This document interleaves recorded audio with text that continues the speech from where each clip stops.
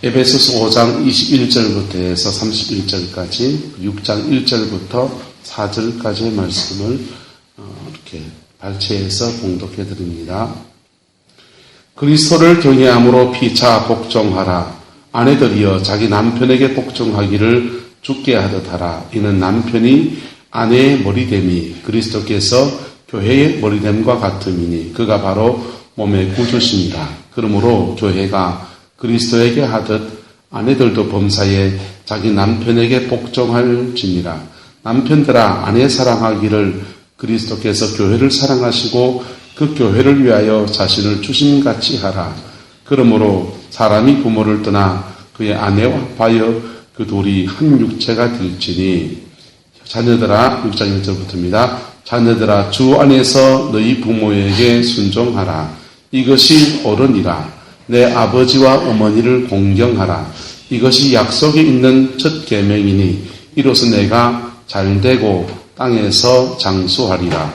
또 아비들아 너희 자녀를 노엽게 하지 말고 오직 주의 교훈과 훈계로 양육하라. 아멘. 안강에 가면은 이동성 목사님이라는 분이 계십니다.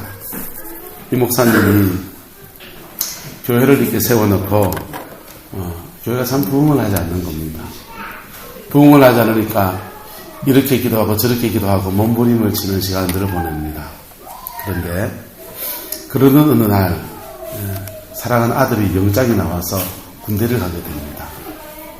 아들이 군대를 가는데 이동수 목사님이 갑자기 가슴이 철렁합니다. 철렁하냐 하면 이동수 목사님이 광주 민주화운동 때 거기 투입된 부대예요. 군대 생활하면서 참 나쁜 짓을 본인 말로 뭘 했는지 모르지만 참 나쁜 짓을 많이 했다는 거의 땅을 밟지 않고 거의 사람을 밟고 다녔다고 본인은 그렇게 말씀하시더라고요.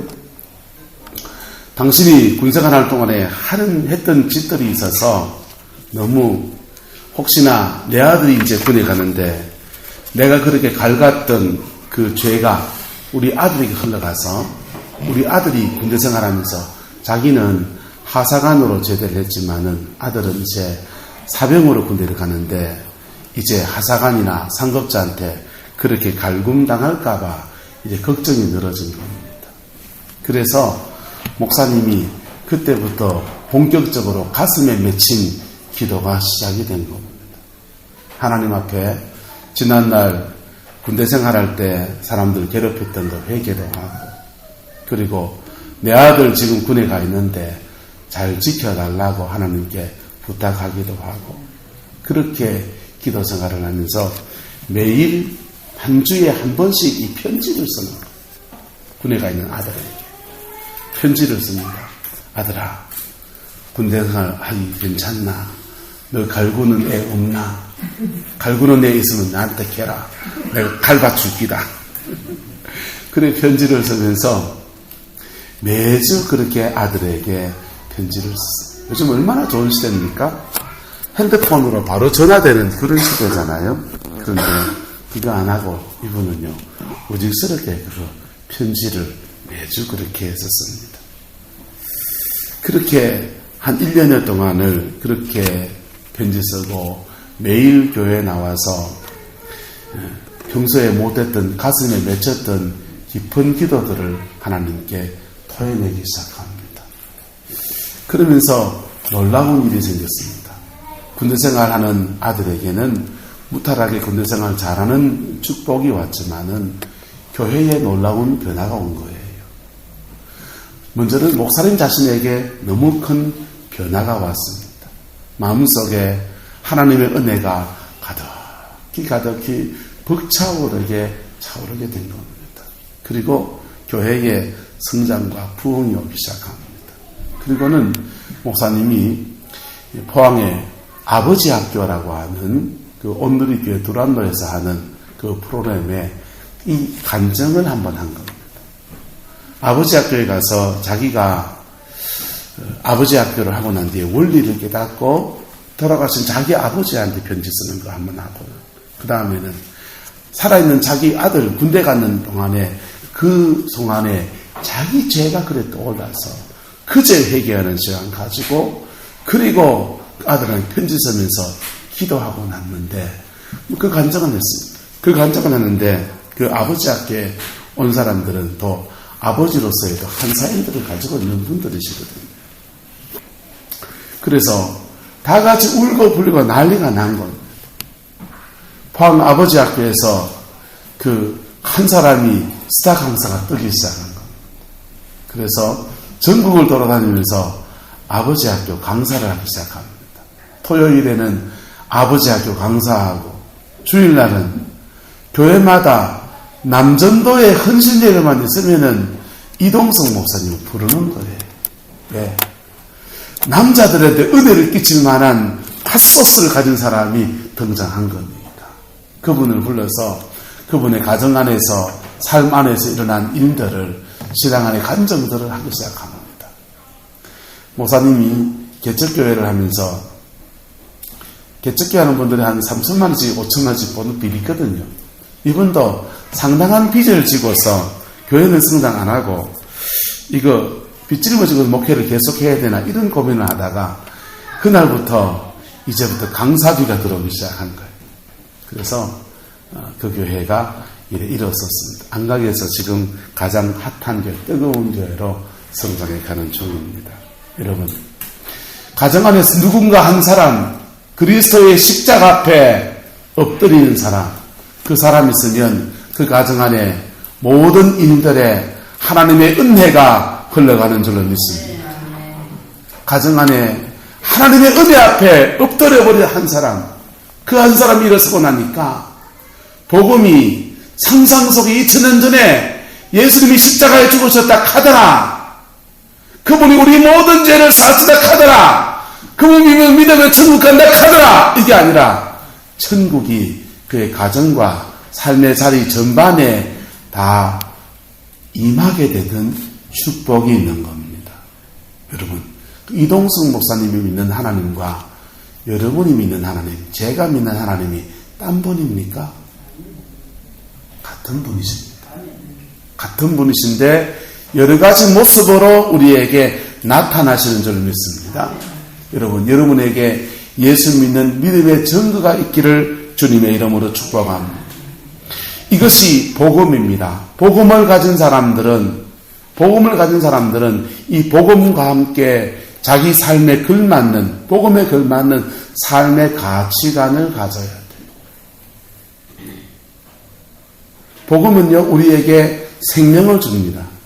십자가의 그 피는 우리에게 생명을 줍니다. 그리고 그 생명을 가진 사람들은 그 생명을 유지해 나가고 그 생명 가운데서 남은 인생을 아름답게 살아가기 위해서 기독교적인 삶의 가치관을 가져야 합니다. 할렐루야. 그래서 십계명도 1부터 4계명까지는 하나님과의 관계의 계명입니다. 나 외에 다른 신을 두지 말라. 우상을 만들지 말라. 하나님의 이름을 망령되이 일컫지 말라. 안식일을 기억하여 거룩히 지키라. 그랬습니다. 이 1부터 4계명까지는 주님은 그 계명에 다 생명을 담아놨어요. 그렇게 1부터 4계명까지 지키면 하나님과의 바른 관계를 갖게 되고, 할렐루야.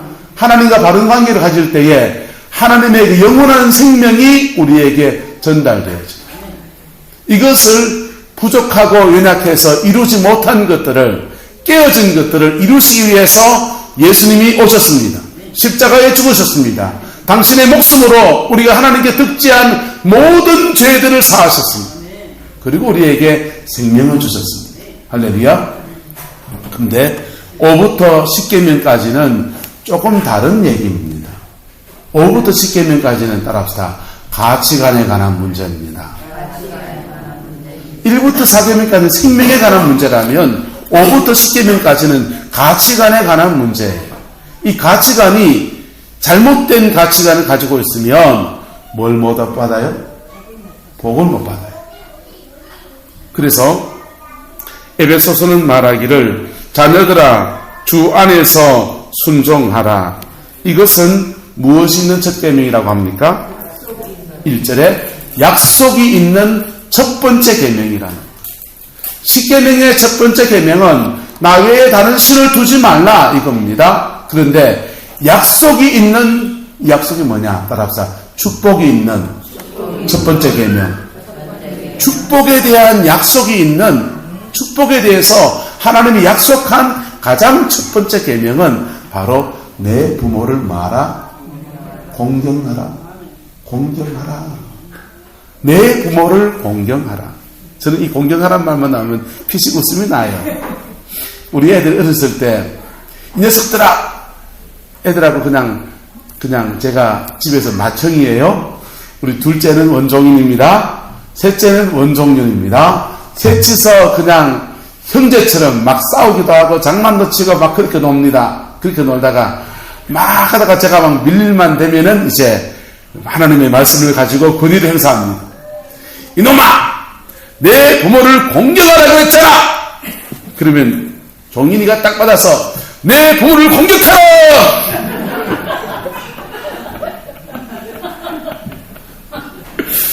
그거는 막 웃고는 또 장난을 치는 겁니다.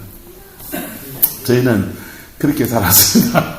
지금도 이렇게 큰애랑 전화통화하면 신학교 기숙사에 있는 종인이 친구들이 놀래요. 너가 형 있나? 형처럼 대화하니까. 자, 그런데요. 어쨌든 이 부모를 공경하는 것이 바로 우리에게는 무엇이라고 합니까? 약속이 있는 첫 번째 계명이라는 겁니다. 할렐루야. 부모를 공경하는 것이 뭐라고요? 무슨 약속입니까? 3절에 이로써 내가 어떻게 해요? 잘되고 땅에서 뭐하랴? 예, 잘되는 게 뭡니까? 여러분이 하는 모든 일에 잘되는 걸 말합니다. 할렐루야. 장수는요? 오래 사시는 거예요. 예, 잘 안 되고 일찍 돌아가시기 원하시는 분 손 들어 보십시오. 아무도 없잖아요.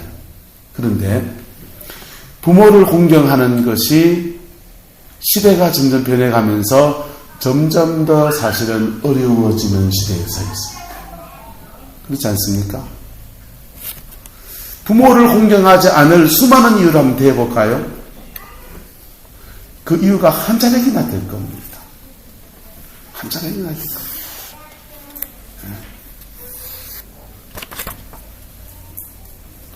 부모를 공경하지 않을 이유를 자녀가 이유를 댄다면, 자녀 편에서 되자면 한 자락이나 될 거라고. 부모는 묘한 관계입니다. 자녀에게 물질도 돈 갖다 벌어다 주고, 밥 갖다 먹여주고, 옷 갖다 입혀주고, 공부시키고 하는 좋은 면만 있는 게 아니라 성장 과정 전체에서 부모가 자녀에게 끼치는 폐악도 상당합니다. 여러분의 부모님과 여러분 한번 생각해 보십시오.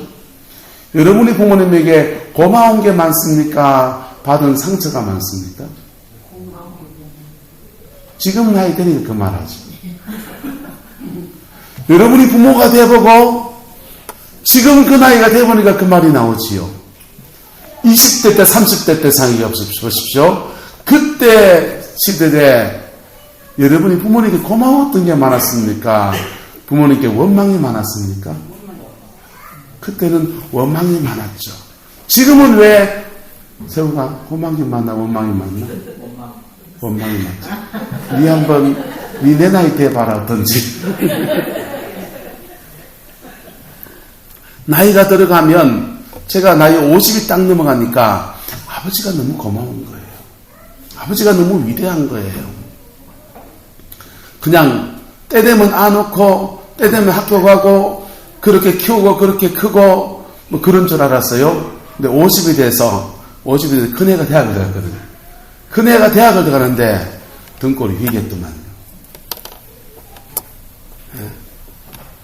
우리 아버지는 난 하나 대학을 시키는데도 그래 지금 힘들어 죽겠는데 우리 아버지는 자식 내치를 어째 다 대학을 시켰어. 그 시대에. 그것만 가지고 막 존경이 되기 시작하더라.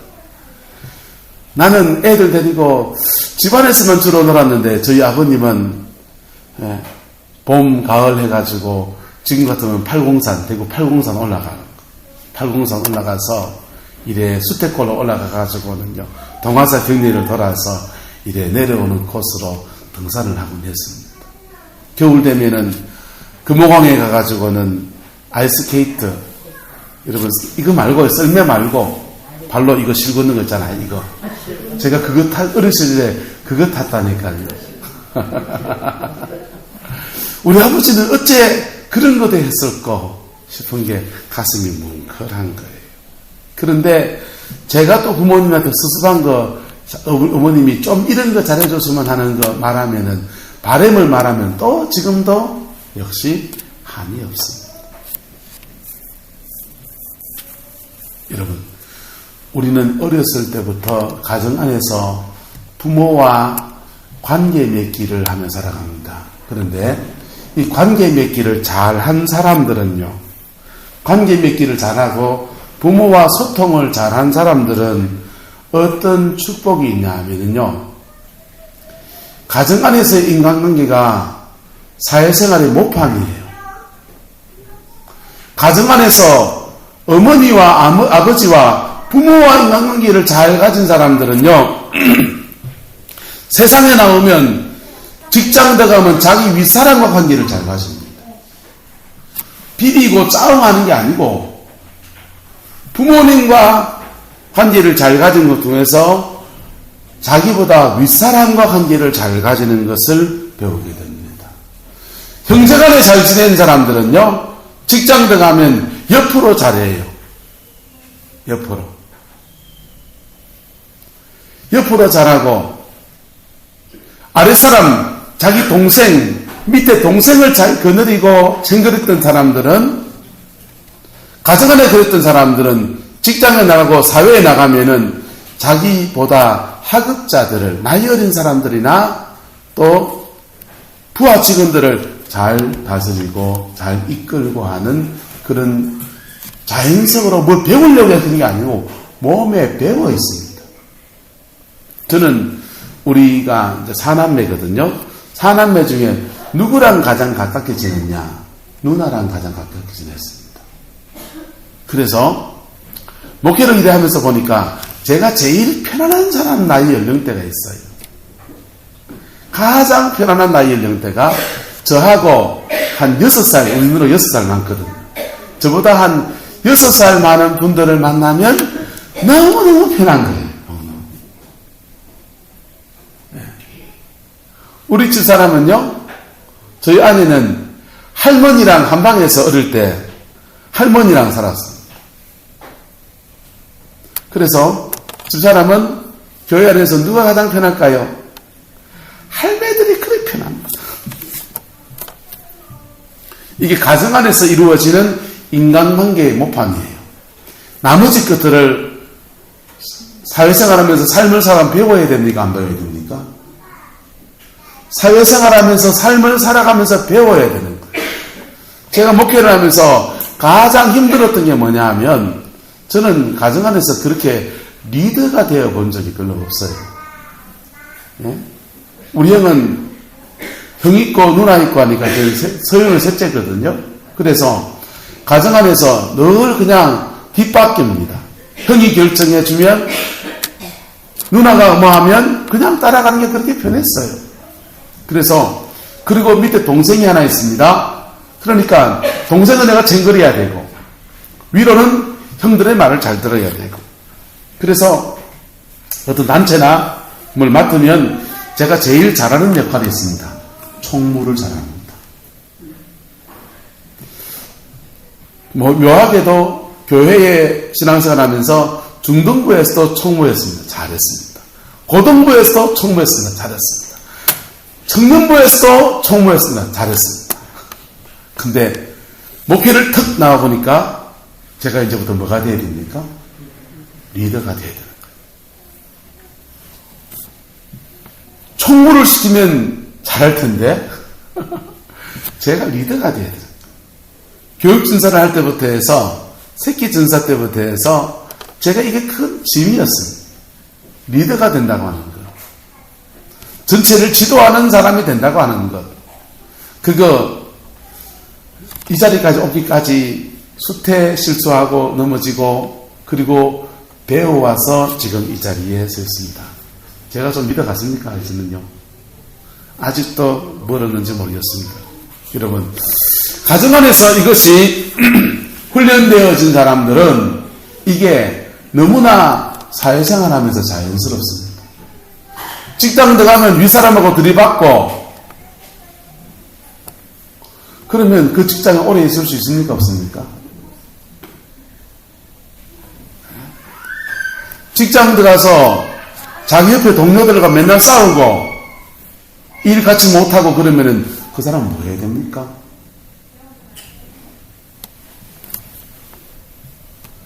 오래 못 있는 거예요. 사회적인 부적응자가 되어지는 겁니다. 그것을 가정 안에서 배워야. 그 배워졌으면 여러분들의 인생은 지금 참 행복한 생일 겁니다. 안 배워졌으면 이것을 보고만에 극복하는 것을 말씀드리고자 합니다. 지난주 5번주 설교는 가족 치유에 관한 얘기입니다. 이것이 안 배워진 사람들은 어떻게 해야 되냐? 세상 속에서 빡빡 끼면서 배우든지 아니면은 보고만 해서 배워야 합니다. 할렐루야. 보고만 해서 세워지게 되기를 주님의 이름으로 축원합니다. 보고만 해서 이것이 세워지게 되면 여러분의 삶에는 날개를 달게 되기 시작합니다. 보고만 해서. 여러분이 부모님과 불편하신 분들 계십니까? 부모님과 돌아가셨던 분일지라도 부모님과 불편했던 사람 있습니까? 그리고 여러분이 지금 자녀와 어떤지를 한번 보십시오. 죄송합니다. 여러분의 부모님과 불편했던 사람들은 대부분 자녀와도 불편합니다. 왜 그러냐? 따라합시다. 상처는 죄를 낳고 죄는 상처를 낳고. 여러분, 인생은 참 묘해요. 아버지가 회사에 갔다가 집에 들어오니까 아들 성적표가 나와 있습니다. 성적이 너무 마음에 들지 않습니다. 그래서 화가 나가지고는 아들한테 뭐라 하면 상처받으니까 집에 있는 엄마한테 확 딱질 냅니다. 짓궂게 앉아가지고 애 성적이 이게 뭐냐고 나무랍니다. 엄마는 한 말 못하고 욕을 한 바가지를 들어먹습니다. 그리고는 그 화가 나니까 상처받아서 화가 나요 안 나요? 화가 나잖아요. 화가 나니까 씩씩거리고 있는데 저 아들이 스마트폰 들고 게임하고 앉았습니다. 뭐 해야 됩니까? 눈치 빠른 애는 벌써 분위기 안 좋으면 어디 앉아있습니까? 책상에 앉아가지고 공부하는 척이라도 할 텐데 이놈은 지금 스마트폰 들고 게임하고 앉았습니다. 그래서 회초리를 들고서는 아들 불러놓고 네가 지금 성적이 이 꼬라지에 지금 게임하고 앉았냐고 또 야단칩니다. 얘가 야단 맞았습니다. 속이 상합니까 안 상합니까? 속이 상했습니다. 마음이 보분이 나는데 얘는 어디 가서 또 화풀이해야 됩니까? 집에 보면 만만한 게 없습니다. 저 거기 강아지 한 마리가 어슬렁어슬렁 거짓하고 있습니다. 생기 나서 저놈의 강아지 배때기 휘려 차버렸습니다. 깨깨깨깨깨 하면서 저기 나가 떨어졌습니다. 강아지는 안일밥줄 홍토깨라고 음하게 두들기 맞았습니다. 성질나고 화가 난 강아지는 그 화를 어디다 풀어야 됩니까? 예. 만만한 게 아무도 없으면 집안에 보니까는 저 신발장에 보니까는 아빠 구두가 짖습니다. 성질나서 아빠 구두 짖뜯었습니다. 상처는 뭘 낳고요? 죄를 낳고 죄는 또 뭘 낳고? 상처를 또 낳고 죄와 상처는 가정하면서 계속 시소 게임처럼 올라갔다 내려갔다 올라갔다 내려갔다 계속 하는 겁니다. 시소를 타는데 이쪽에 누르면 이게 올라가요 안 올라가요? 올라가고 올라간 사람을 또 내리면 또 올라가고 왔다리 갔다리 왔다리가 주고받으면서 올라갔다 내려갔다 계속 하는 겁니다. 이게 가정 안에서 일어나는 흐름이에요. 부모와 자식 관계에서 일어나는 흐름입니다. 남편과 아내 사이에 일어나는 흐름입니다. 형제와 형제 사이에서 일어나는 흐름이고 이것은 교회 안에서 그대로 일어나고요. 세상 속에서도 갑과 을과 관계에서 그대로 일어나는 시속게임을 계속하게 되는 거예요. 복음의 위대한 점은 이것을 끊어버린다는 겁니다. 할렐루야. 예수 그리스도의 복음의 위대한 점은 이것을 끊어버린다는 겁니다. 누가 끊습니까? 은혜 받은 사람이 시작해야 된다. 은혜 받은 사람이 시속게임을 하면서 이렇게 눌러놓은 것을, 올라간 것을 가만히 그 시소에서 내려오기로 결단해야 합니다. 내가 당한 것에 가면 어째 내려옵니까? 나도 한번 꾹 눌러야지. 그러면 그 흐름이 예수 믿는데도 끊어지지가 않습니다. 계속 시속 타세요. 어쩌겠어요? 보혈의 능력에서 끊어버리기를 축복합니다. 그거 어떻게 하면 되느냐?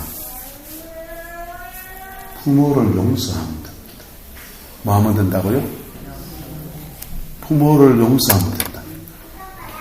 아버지 학교를 하면 그 아버지 학교의 프로그램 안에서 자기 부모를 용서하는 시간을 갖습니다. 그리고는 그것을 편지로 씁니다. 요즘 대한민국에 무슨 말들이 늘 문제가 많잖아요. 가정 안에서 아빠들이 쓸 자리가 별로 없습니다.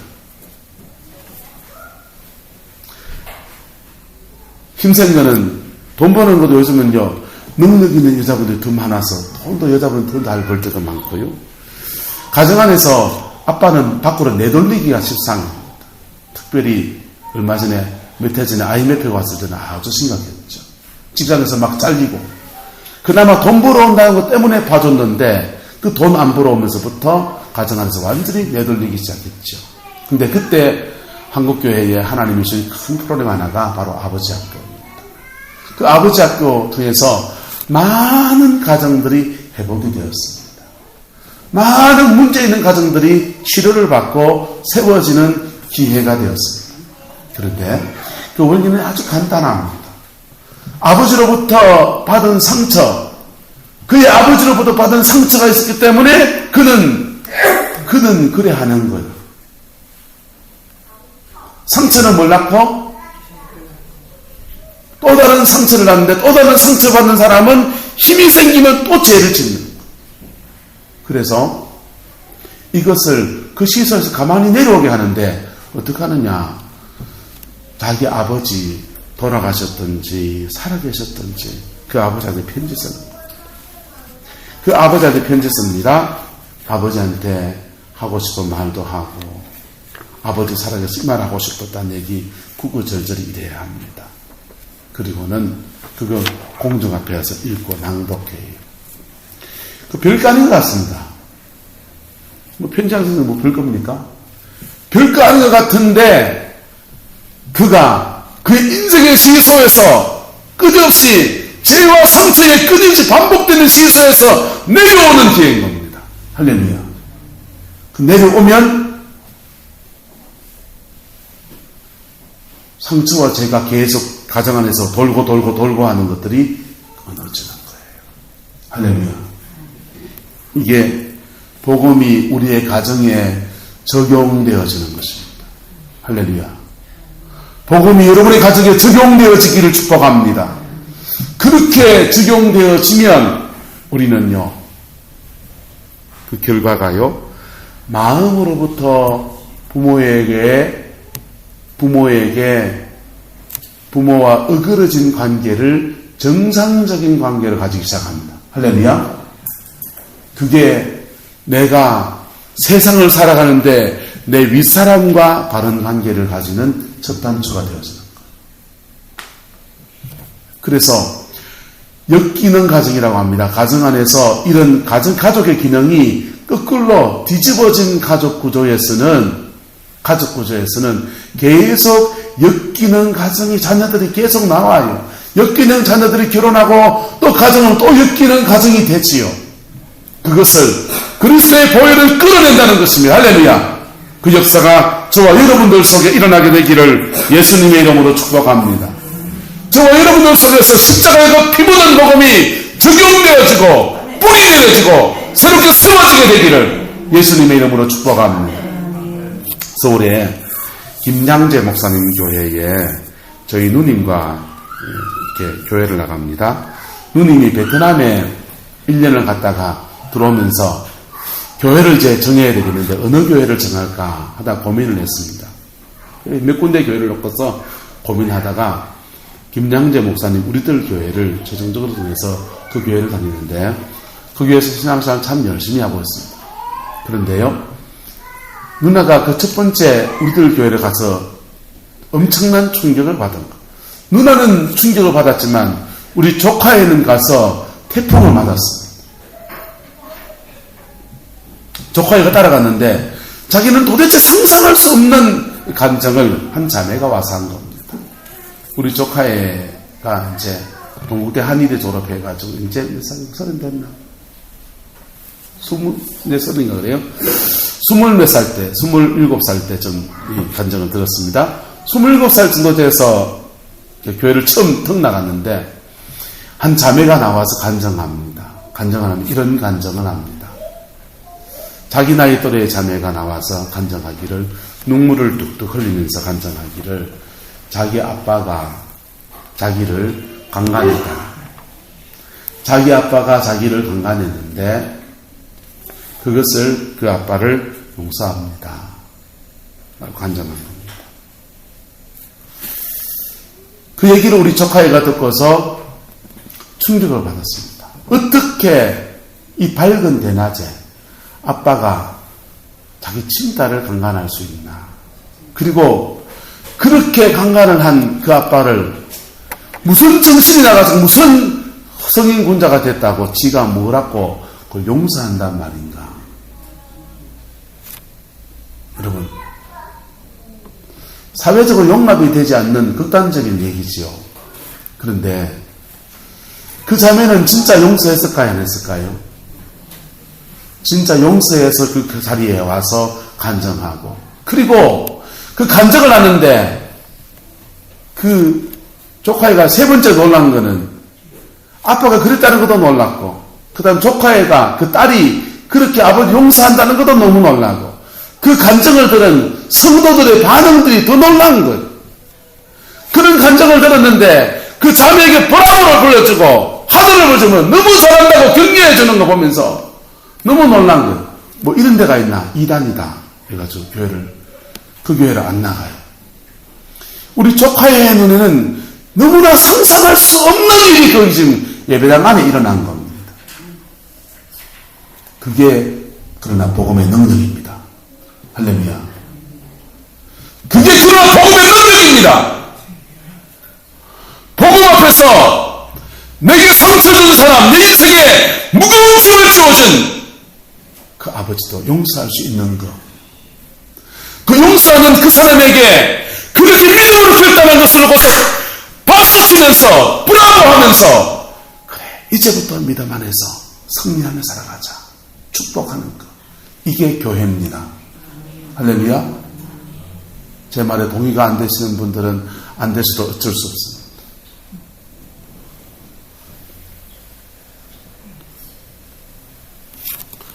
여러분, 여러분의 부모님과 어떤 관계 속에서 여러분이 더 있었습니까?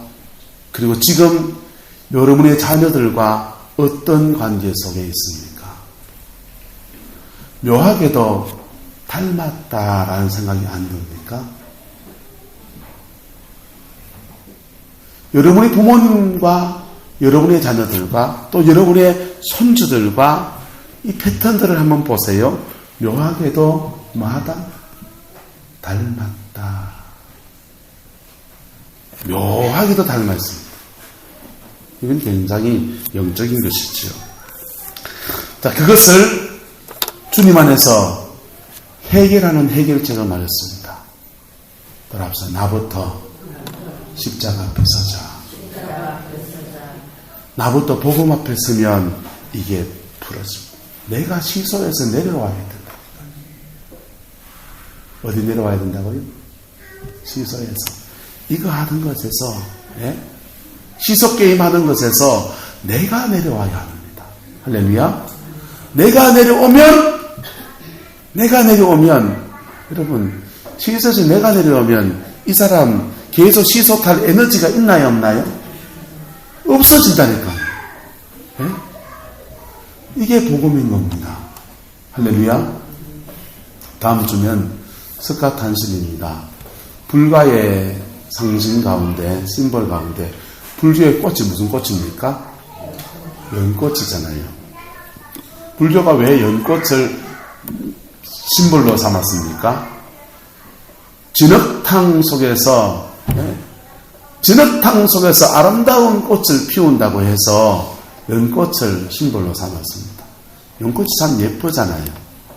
불교꽃만 아니면 참 장식하고 싶어요. 그런데 참 예쁘지 않습니까? 정말 진흙탕 속에서 그렇게 아름다운 꽃을 피우다니 라고 찬사를 들을 만한 게 연꽃입니다. 근데 진흙탕 같은 인생에서 아름다운 꽃을 피울 수 있는 것이 바로 복음인 겁니다. 바로 복음인 겁니다. 십자가가 바로 그겁니다. 전 세계에 섬나라들이 있습니다. 그 중에서 호주란 나라 아시죠? 호주가 지금 얼마나 살기 좋은 나라입니까? 전 세계 사람들이 이민 가고 싶은 1순위 가운데 하나가 호주입니다. 그런데요, 그 호주란 대륙이 개발될 때에 거기에 좋은 사람들이 간 게 아니에요. 영국에서 교도소에 수감해 놓는 죄수들을 교도소에 수감해 놓고 매일 밥 주고 그거 챙기는 게 돈 들고 하니까는 저 섬에다가 떨어놔버린 겁니다. 강제로 호주 땅에다가 강제로 이민을 시켜가지고 죄수들끼리 모인 섬이 바로 호주입니다. 그런데 그 호주가 복음 앞에 서는 역사가 일어났더니, 할렐루야, 십자가의 복음이 그 호주 땅을 덮었더니 그 땅에 저렇게 변화가 되어서 모든 사람들이 가서 살기 원하는 아름답고 복된 땅이 된 겁니다. 여러분의 가정에도 이 복음이 이렇게 아름답게 세워지게 되기를 주님의 이름으로 축원합니다. 그거 위해서 뭐 하면 된다고요? 내가 뭐 하면 된다고? 복음 앞에 서서 그 시소에서 내려오십시오. 그 끝없이 시소 게임하는 데서 내려오십시오. 예? 내가 당한 게 얼만데! 예, 당한 거 다 생각하지 말고 십자가 앞에 서서 그 시소에서 내려오십시오. 예? 그리고 내려올 수 있는 그 힘을 누가 주신다고요? 어린 양 예수 그리스도의 십자가의 권세와 능력이 우리에게 주는 겁니다. 그 힘입어서 그 시소에서 내려오십시오. 내려오면 그 상대방이요, 그거 다시 시소를 탈 수 있는 힘을 잃어버리거든. 가족 안에서 사단은 교묘하게 역사에서 가족들을 자꾸만 짜갈려 놓습니다. 사단의 역사는 분리시키는 역사로 가정을 역사합니다. 분리시켜 짜갈려지면요, 부모로부터 자녀에게 축복이 흘러와야 되는데 흘러올 축복을 자꾸 잘라줘요. 여러분, 하나님은 한번 따라서, 하나님은 복을 주시는데 축복을 통해 복을 주신다. 하나님이 바로 복을 주면 좋겠는데 그게 아니고 자꾸만 축복을 통해 복을 주십니다. 왜 축복을 통해 복을 주십니까? 하나님이 직접 못 줬어? 하나님이 직접 줄 수 없어서 그렇게 한 게 아니고, 하나님은 사람과 사람 사이에 어우러지는 속에 복을 주시는 겁니다. 할렐루야. 근데 이 삶을 통해 복을 주실 때에 특별히 축복권을 가진 사람들이 있습니다. 축복권을 가진 사람이 누구냐 하면 교회는 목사예요. 영적인 복을 교회가 목사를 통해서 하나님이 성도들에게 주십니다. 그런데 가정에서는 이 축복권을 누가 가지고 있습니까? 부모가 가지고 있습니다. 누가 가지고 있다고요? 부모가 가지고 있습니다. 부모와 자녀 사이가 이갈되어지면, 잘라지면 부모로부터 좋은 가르침이나 좋은 것도 끊어지지만은 하나님의 축복도 끊어집니다. 그런데 이것을 주님 안에서 회복할 때에 그 가정에 복의 간기가 흘러내려가는 겁니다. 할렐루야. 축복의 간기가 아름답게 다시 세워지는 겁니다. 그 은혜가 저와 여러분의 가정 속에 일어나게 되기를 주님의 이름으로 축복합니다. 옆 사람에게 합시다. 나부터 시작합니다. 시소에서 그 사람이 내려와야 되는 게 아니고 누구부터 내려온다고요? 은혜 받은 내가 내려와야 되는 거예요. 할렐루야. 남편과 아내가 향해서 남자가 내려와야 됩니까? 여자가 먼저 내려와야 됩니까? 여자가 먼저 내려와야죠. 은혜 받은 사람이 먼저 내려오는 겁니다. 할렐루야. 부모와 자식 관계에서 누가 먼저 내려와야 합니까? 예. 은혜 받은 사람이 먼저 내려오는 겁니다. 은혜 받은 사람이 먼저 내려오는 겁니다. 어떤 사람의 시선은요, 금방 내려오기가 쉬워요. 어떤 사람의 시선은 정말 내려오기가 어려운 겁니다. 아버지가 자기를 강간했는데 그 시소에서 내려오기가 쉽습니까? 어렵습니까? 어렵잖아요. 그 시소에서 내려오기가 어렵습니다. 그런데 내려와야 내가 삽니다. 맞습니까? 맞습니까? 내려와야 내가 삽니다. 다른 말로 하면 내려온다는 말이 무슨 말이에요? 용서한다는 말이에요. 여러분, 용서가 쉽습니까? 어렵습니까? 용서 어렵습니다.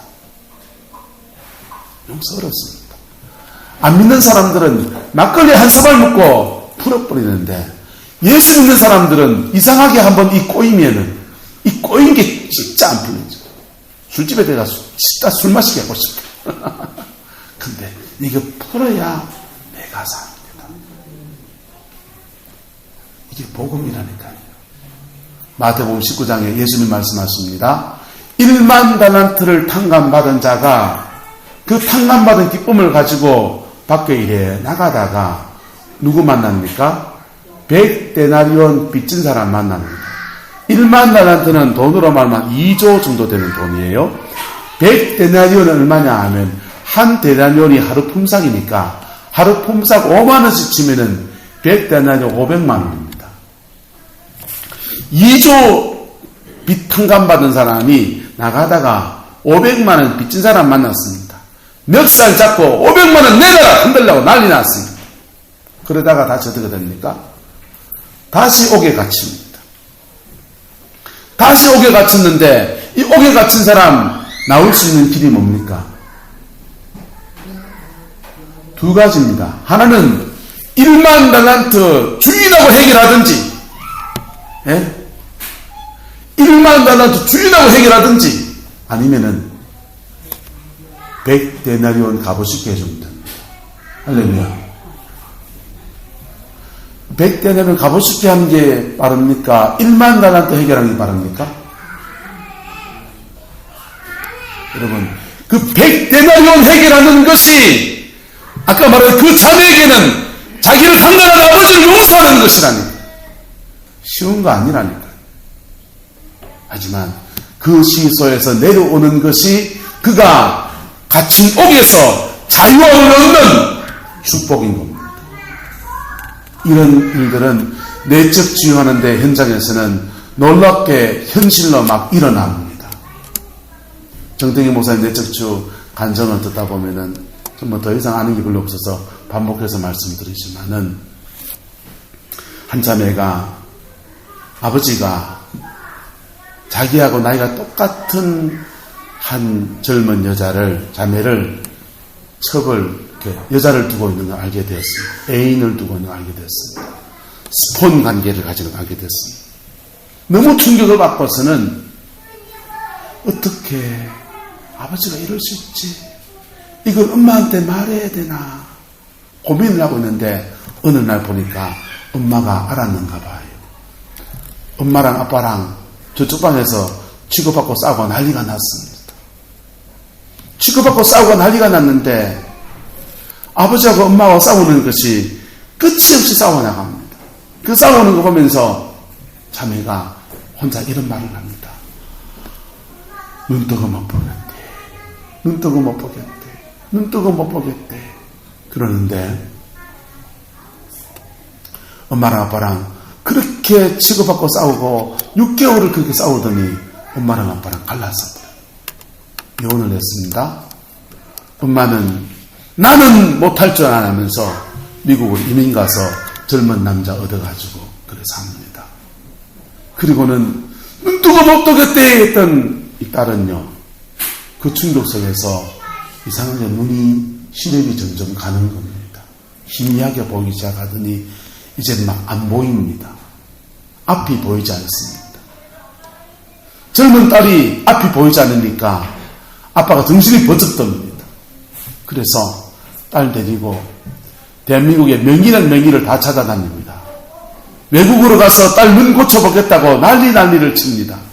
눈은 돌아오지 않고 이제 그만 중도에 실명해서 딱 깜깜한 인생이 되었습니다. 깜깜한 인생이 되었을 때에 자매가 나가던 교회에 목사님이 정태기 목사님 내적치유 캠프를 가보려고 추천을 합니다. 자매가 그 내적치유 캠프에 가서 그 내적치유 시간을 갔습니다. 거기서 아버지 용서 시간이 있거든요. 아버지를 용서하는 시간 같습니다.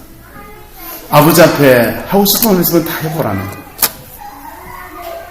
자매가 아버지가 앞에 있다고 생각하고 아버지 있다고 생각하고 말합니다.